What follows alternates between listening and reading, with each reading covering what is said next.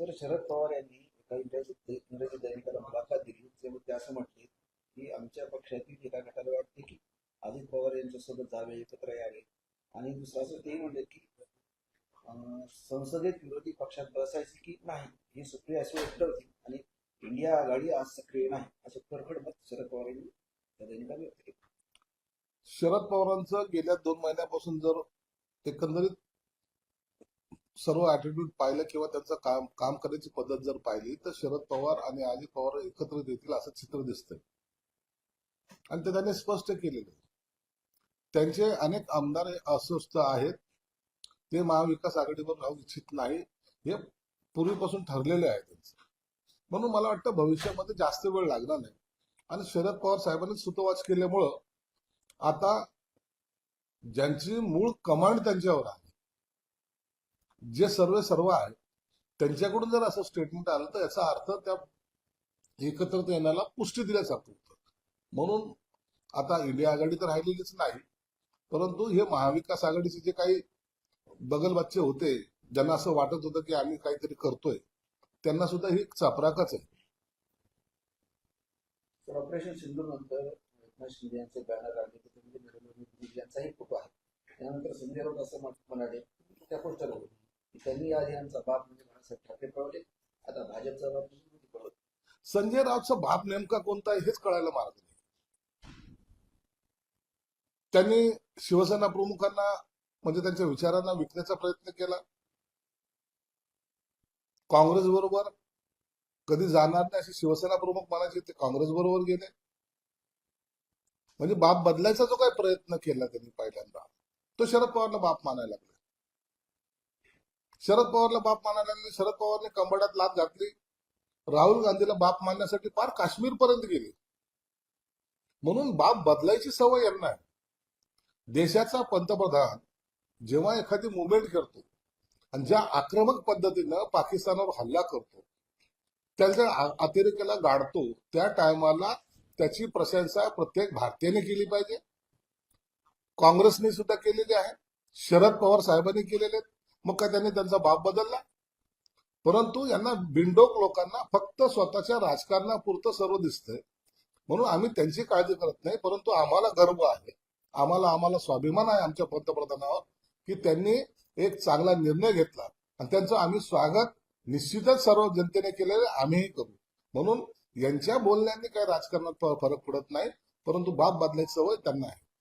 Sir, Belgaum मध्ये हल्ला झाला पर्यटकावर, त्यानंतर सर्वपक्षीय बैठक झाली, त्या बैठकीला पार्टिसिपेट कोणी गेलं. नंतर आता एअर स्ट्राईक झाला, त्यानंतर आज पुन्हा सर्वपक्षीय बैठक होती. आम्ही कारवाईची वाट बघत होतो, आता बैठकीत सहभागी होणार असं संजय राऊत. आता तुम्हाला कोणी विचारत नाहीये. उभाटाला मुळात त्यांची अस्तित्वहीन झालेले लोक आहेत, परंतु एक प्रोसेस म्हणून त्यांना आजचं निमंत्रण आहे. ते गेले किंवा नाही गेले तरी काही फरक पडत नाही. परंतु आता त्यांना जाणीव एवढी झालेली आहे की देश एकीकडे चाललेला ना, आपलं जर दुसरीकडे गेलो तर लोक जोड्याने मारतील. म्हणून आजच्या बैठकीला ते पोहोचतील जरूर. आणि त्या बैठकीमध्ये काही बोलणार तर नाहीच नाही, परंतु ते बैठकीला गेल्यानंतर त्यांना मोदीचं अभिनंदनच करावं लागेल. सर, काल राज ठाकरे यांनी मुख्यमंत्री देवेंद्र फडणवीस भेट घेतली, परंतु कशासाठी काय घडलं बाहेर आलं कसं बघताय? राज ठाकरेंचे सगळ्यांशी चांगले संबंध मी पहिल्यांदा सांगितलं. ते देवेंद्र फडणवीसांशी भेटले असतील, निश्चित काही राजकीय गप्पा सुद्धा झाल्या असतील. पहलगाववर झालेल्या हल्ल्यासंदर्भात सुद्धा गप्पा झाल्या असतील. म्हणून त्यांना असं वेगळं काही घडतंय असं पाहण्याचं काही कारण नाहीये. ते नेहमीच सर्व राजकीय नेत्यांच्या भेटी घेत असतात किंवा त्यांना भेटत असतात. तर शिवसेना पक्ष शिंदे नावाचा जो वाद आहे, त्यामुळे ठाकरे गटाची सुप्रीम कोर्टाकडे तातडीची सुनावणीची मागणी केली आणि कपिल सिब्बलांनी याचिका पण मांडली. त्यांना दुसरा पर्याय नाहीये. सुप्रीम कोर्टाने त्यांची तातडीची सुनावणी सुद्धा घेतली. मला वाटतं आता लवकरच त्यांची सुनावणी होणार आहे. परंतु मेजॉरिटी आमच्याकडे असल्यामुळं आम्हाला निश्चित खात्री आहे की निकाल हा आमच्या बाजूने लागेल. तर पाकिस्तानच्या अजूनही दुरापती चालू आहे, सीमारेषेवर गोळीबार होते, अनेक नागरिक ठार झाले त्याच्यामध्ये आपल्या देशात. या सर्व गोष्टीवर देशाच्या पंतप्रधानांचं लक्ष असल्यामुळं त्याच्यावर भाष्य करणं योग्य नाहीये. हे सर्वजण प्रत्येक घटनेचं बारकाईने पाहतायत. त्याच्यावर काय ऍक्शन घ्यायची किंवा काय त्याच्यावर निर्णय घ्यायचा हा सर्वस्वी त्यांचा अधिकार आहे. म्हणून त्याच्यावर भाष्य करणं योग्य नाही. परंतु पाकिस्तानच्या जर अशाच कारवाई सुरू राहिल्या तर भारत त्यांना मुंहतोड जबाब देईल. काल त्यांनी परवा दिलेला आहे आणि ह्या कारवाईमुळे आणखीन जर कारवाई करायची जर वेळ आली तर भारत निश्चित मागे पुढे पाहणार नाही. महापालिकेच्या निवडणुकांचा मार्ग मोकळा झाल्यानंतर आता पक्षांतर सुरू झाले. शिंदे गटाने फार मोठा झटका जितेंद्र आव्हाडांना दिला. मिलिंद पाटील तर मिलिंद पाटलाचा फार मोठा हिस्सा होता जितेंद्र आव्हाडांचा. मिलिंद पाटीलच नाही, असे अनेक कार्यकर्ते आहेत की जे शिवसेनेत प्रवेश करू इच्छितात. पक्षाकडे इतकी लाईन लागलेली आहे. आजच आम्ही आता अमरावतीला पक्षप्रवेशाचा सोहळा घेतोय. 11 तारखेला परभणीला घेतोय. अनेक ठिकाणाहून रोज शिंदे साहेबांना शेकडो फोन असतात. प्रत्येक वेळेला त्यांना वेळ कमी असल्यामुळं काही प्रवेश आमचे रखडलेले, परंतु आता मला वाटतं या महिन्यामध्ये सर्वांचे प्रवेश होतील. तर पाकिस्तानच्या शेवटचा प्रश्न विचारतो. पाकिस्तान हा खोटारडेपणा करतो. आपण हल्ला करू नये मात्र स्थानिक बोलण्याला नागरिकांना टाळतात. पाकिस्तानामध्ये मुळामध्ये काही ताकद राहिली नाही. अंतर्गत तो इतका पोखरला गेलेला आहे की त्याच्याकडे खाण्याचे वांदे, लढण्याचं सामर्थ्य त्यांच्यामध्ये नाही. अतिरेक्यांच्या जीवावर त्यांचं राजकारण चालू होतं.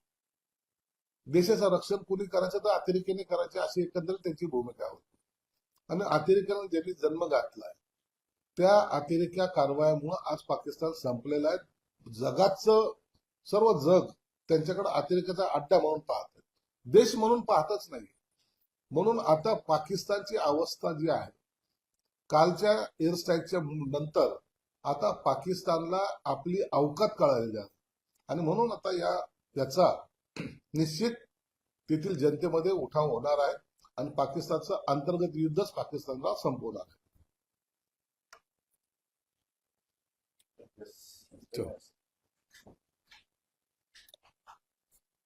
हॅलो, हा